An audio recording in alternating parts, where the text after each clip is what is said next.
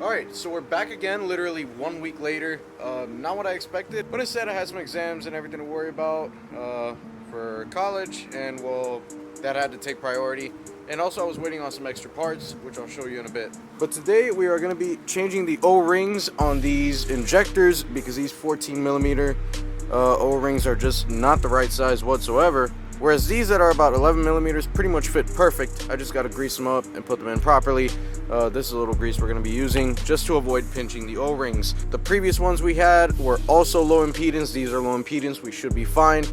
And really all I got to do after I change these O-rings, put the fuel rail in the car. And as you guys see, we got our spark plugs. We're going to be using these NGK BKR7E. That's what we're going to be running. Got our tool to cap them properly. Well, we're going to be doing that after we make sure these injectors actually get put in properly and that we have no leaks. So I'll put you guys on a tripod and I'm gonna time lapse this real quick. Also, before we get to that, I actually did prep the regulator, put the Teflon tape on the fittings.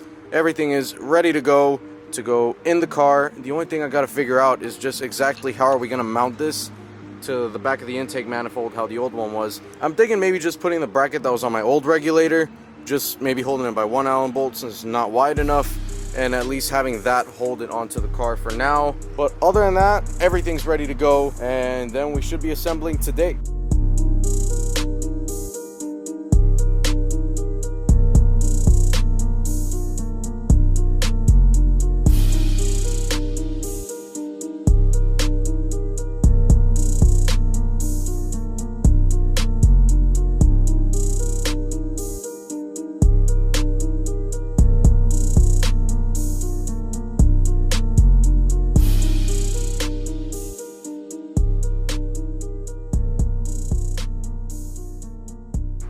Alright, so I finally got all the injectors in. They got a little more wiggle than I would like after greasing them up.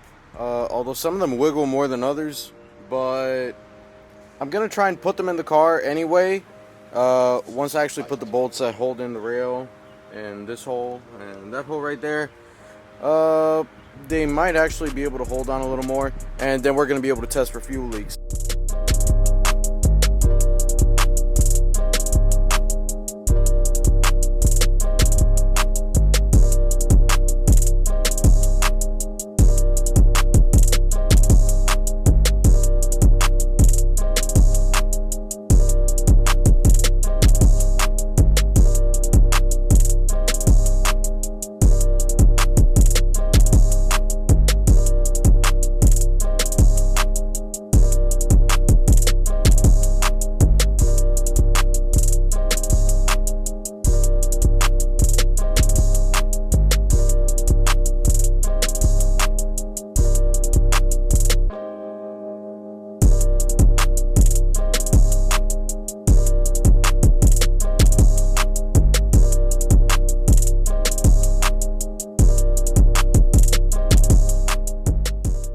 So we finally have our fuel rail in. We have all 6 injectors installed and connected.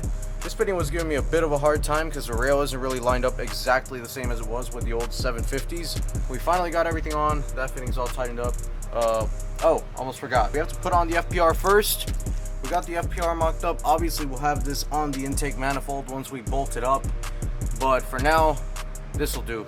Alright, so now that we finally have our rail on and the fuel pressure regulator mocked up, I can actually start reassembling the whole intake manifold, and I can also start installing these spark plugs. So we're going to be installing those so that we can then start the car after. I also got some shrink wrap in this box from Drift Motion to just prolong the life of these coil packs right here and just not need something brand new all that soon. Yeah, just gotta get the shrink wrap out, put in the spark plugs, and then we can put in coil packs and start assembling the intake.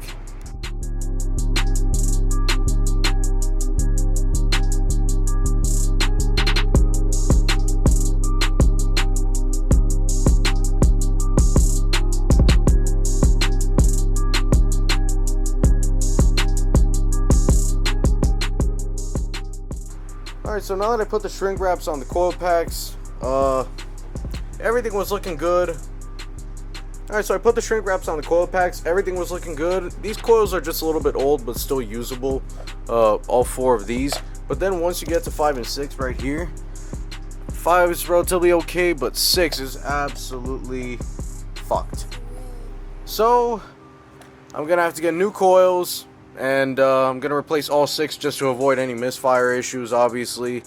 And well, the car's gonna have to wait a little longer to be able to actually be turned on. Day 3. Alright guys, day 3 of the install. We're gonna be assembling the intake manifold today, and other than that, there's the upper half of the manifold there. There's not much more I can do than that because I gotta wait on ignition coils. I'm not gonna be putting these back in. So I'm gonna be waiting on new coil packs. Not sure if I'm going OEM yet or some slightly upgraded coil that bolts into the OEM harness. Not 100% sure what exactly I'm gonna fit on the car yet, but at least we do have the injectors in place, and we're gonna have the manifold bolted up. So once I get the coil packs, it's an easy just change them out, drop them in, start up the car. The manifold is actually the most complicated part of the process of replacing injectors, but at least we'll have the hardest thing out of the way, and then once I get the coil packs, we can try and start up this car. Even the spark plugs are already gapped, so it would literally just be after changing the coil packs, drop everything in and try to fire up the car and see what happens. And well, it might shut off pretty quickly after because the difference in the size of injectors is just so large. I went from 750s to 2200 now, which is a massive difference, and it's not even necessary for the power level I'm looking for. But Harry recommended these Simon Decas, so we're gonna give these a shot. And yeah, then we should have a running car. Just got some more maintenance and upgrades to do before I put this car back on the road, and then she'll be back better than ever.